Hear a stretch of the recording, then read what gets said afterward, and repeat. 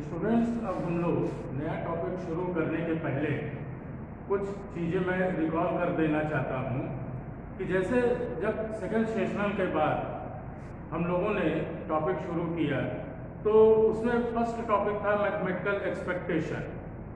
इसमें आपको थ्योरी याद रखना है, इस पे ऑब्जेक्टिव क्वेश्चंस आराम से बन सकते हैं। और जो मैथमेटिकल एक्सपेक्टेशन का फार्मूला था कि ई एक्स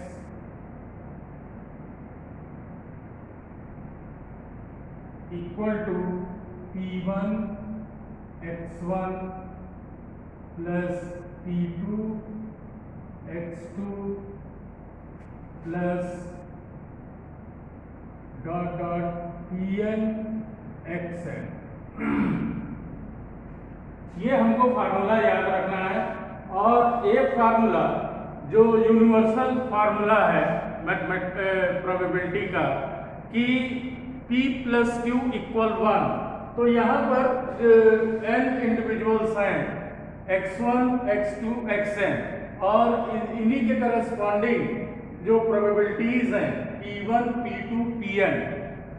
तो अब यहाँ पर एक फार्मूला वही P प्लस क्यू इक्वल 1 का ही एक जनरलाइज्ड फॉर्म है, वो है P1 plus P2 plus Pn is always 1। ये आपको भी इसको भी आप याद रखेंगे। और इसके बाद हम लोगों ने इसी पे मैथमेटिकल एक्सपेक्टेशन के फार्मूले को movement about mean and movement about a point उससे कनेक्ट किया था। तो जब मूवमेंट अबाउट अ पॉइंट या मूवमेंट अबाउट अ मीन या कह लीजिए कि rth मोमेंट को जब हम लोगों ने इसमें डिफाइन किया था तो mu R equal expectation of x minus x bar whole to the power r, और यही इक्वल हो जाता है इस फार्मूले से कि summation P I X minus X I minus x bar whole to the power r। तो मैथमेटिकल एक्सपेक्टेशन का formula where P1 plus P2 plus Pn equal 1। अब इसी मैथमेटिकल एक्सपेक्टेशन को हमने moment about origin, moment about mean, जब इसको connect किया mu R को तो एक्सपेक्टेशन आपका बना E of x minus x bar whole to the power r।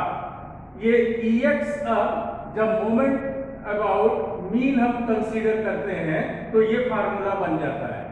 और E of x minus x बार इस फॉर्म में जब हम लिखेंगे तो इस टाइप से लिखेंगे कि P I into x I minus x bar, where X bar is the mean of the individuals x1 x2 and xn।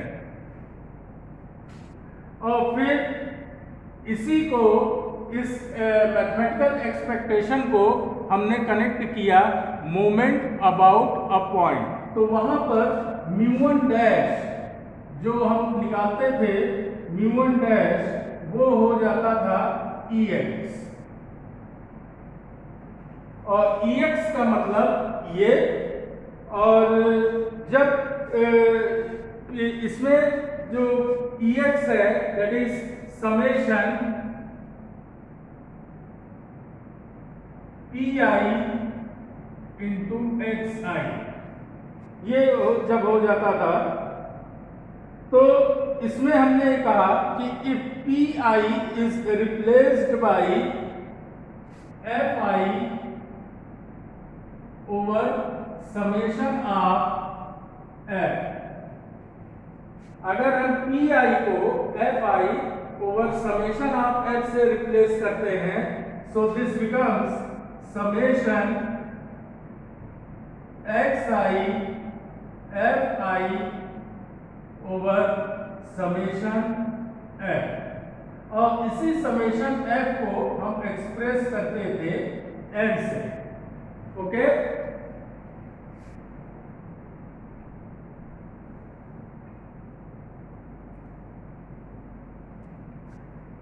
इसके बाद जैसे ये म्यू आर है, अब म्यू आर से मतलब मोमेंट अबाउट मीन से अगर हमसे पूछा गया वेरिएंस, तो variance means mu two. Mu two का फार्मूला होता है expectation of X minus E x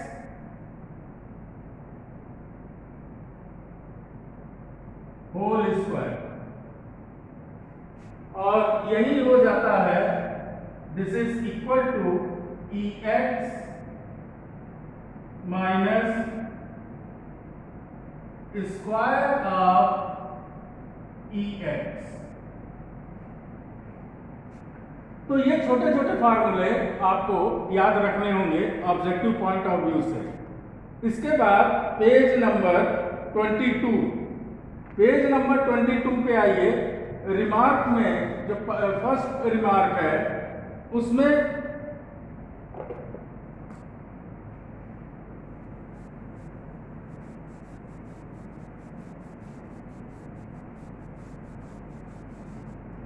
first remark में यह कहा गया कि if x is a continuous random variable, continuous random variable का मतलब कि अब फंक्शन डिफाइंड होगा किसी डोमेन में।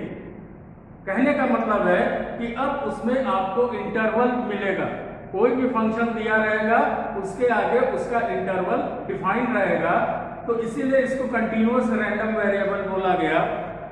और इसमें probability density function, probability density function fx को कंसीडर किया गया है।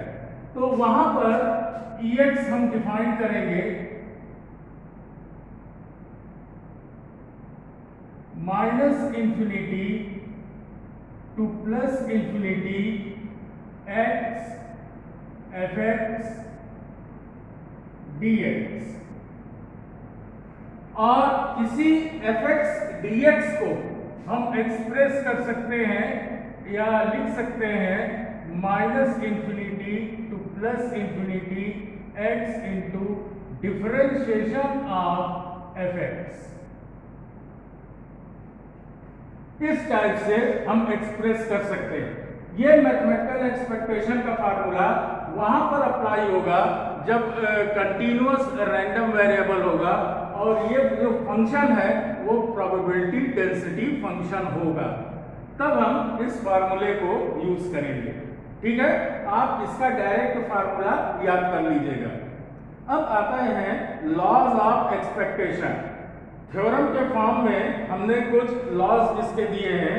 जैसे फर्स्ट थ्योरम है कि if c is a constant, first theorem ये कहता है कि if c is a constant then EC, mathematical expectation of constant C, is always C. Second theorem है कि if A is a constant then E of AX is equal to, क्योंकि A constant है तो A बाहर हो जाएगा A into EX।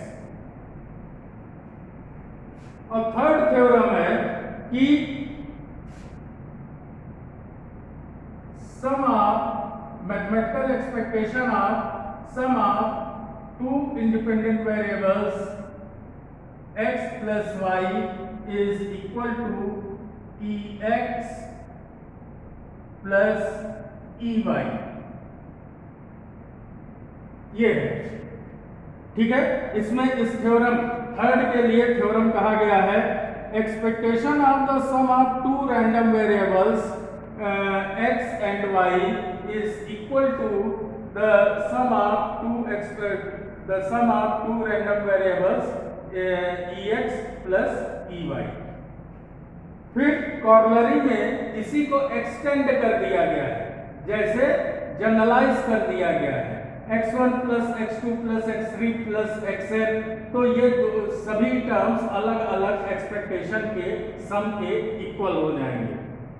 Second corollary है कि if a and b are constants then e of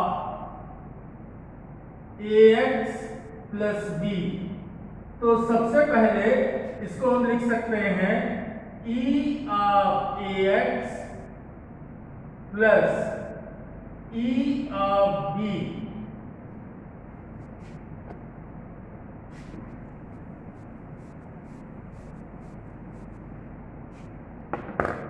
अब e ऑफ ax इस फार्मूले से क्या हो जाएगा, a into e x plus e of b, a and b are constants, तो इसको कैसे एक्सप्रेस करेंगे, फर्स्ट थ्योरम से, so simply it becomes b।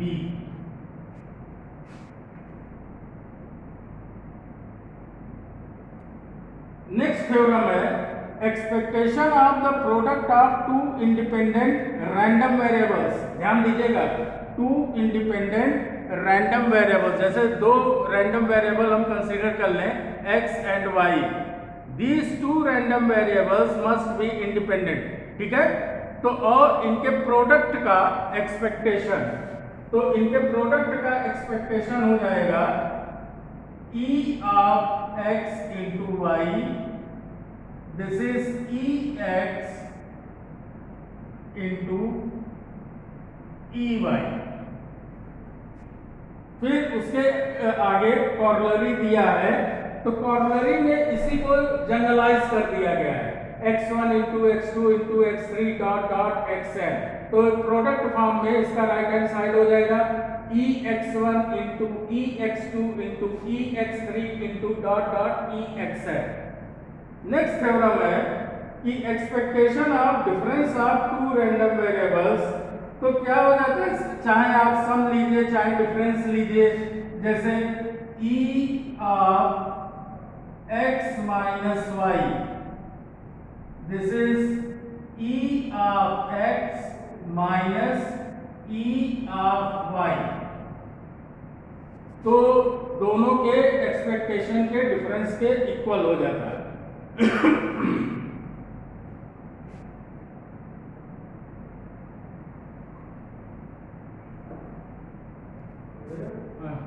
बात याद की कितने क्लास है, तो क्या था, अरे सबको बुलाएंगे फ्लाइट पे। अच्छा अपने ऑफिस में कब, अभी इसके बाद हमने कुछ क्वेश्चंस किए, तो इन सब ये छोटे छोटे क्वेश्चंस हैं, इनको याद कर लीजिएगा। और फिर इंडिपेंडेंट वेरिएट्स पेज नंबर 25, इसकी डेफिनेशन, फिर उसके आगे थ्योरम, फिर कोवेरिएंस और फिर थ्योरम और फिर कुछ नोटिंग और वेरिएंस ऑफ एन वेरिएट्स, बस इतना याद आप लोग करिएगा, इस पर क्वेश्चन बन सकते हैं। ये जो पेज नंबर 26 से लेकर 28 तक जो क्वेश्चंस हैं एक्सपेक्टेशन पे, वो थोड़े बड़े हैं क्वेश्चंस, तो इनको मत करिएगा क्योंकि इनको करने से कोई फायदा नहीं होगा। तो रिकॉल में हम यही कहना चाहते हैं कि जो कल तक हम लोगों ने पढ़ा उसको ध्यान से पढ़िएगा, और जो क्वेश्चंस हम लोगों ने छोटे छोटे किए हैं उन क्वेश्चंस को ट्राई जरूर करिएगा, क्योंकि इस पे ऑब्जेक्टिव इजीली बन सकता है, ठीक है।